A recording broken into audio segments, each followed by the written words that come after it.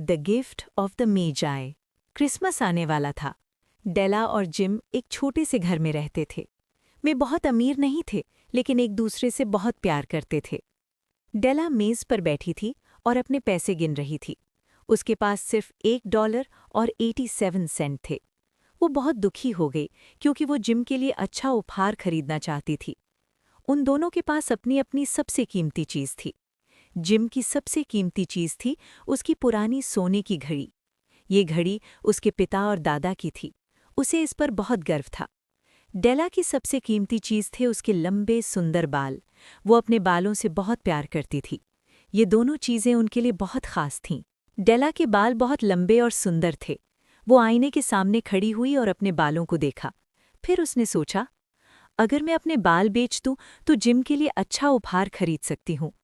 डेला एक दुकान पर गई और अपने लंबे बाल कटवा दिए। दुकानदार ने उसे $20 दिए।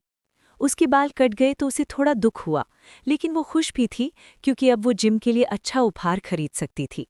डेला एक ज्वेलरी शॉप में जाती है और एक सुंदर सा प्लैटिनम की चेन खरीदती है। जिम के पास एक बहुत ही अच्छी सोने की घड़ी थी, लेकिन उसके पास अच्छी चेन नहीं थी। डेला ने वो चेन खरीद ली। अब वो खुश थी, लेकिन थोड़ा डर भी रही थी कि जिम उसके कटे बाल देखकर क्या कहेगा। डेला घर आई और जिम का इंतजार करने लगी। उसका दिल तेज धड़क रहा था।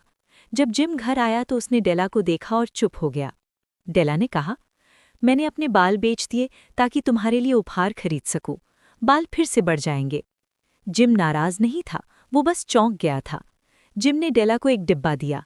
डेला ने खोला, उसमें सुंदर बालों की कंघियां थीं। वो बहुत खुश हुई, लेकिन फिर याद आया कि उसके पास अब लंबे बाल नहीं हैं। जिम मुस्कुराया और बोला, मैंने अपनी सोने की घड़ी बेच दी ताकि तुम्हारे लिए ये कंघियां खरीद सकूं। अब डेला के पास कंघियां थीं, लेकिन लंबे बाल नहीं। जिम के पास चेन थी, लेकिन घड़ी नहीं। उन्हें समझ आ गया कि सबसे बड़ा उपहार उनका प्यार है। उन्होंने अपने सबसे कीमती चीज़ें एक दूसरे के लिए दे दीं।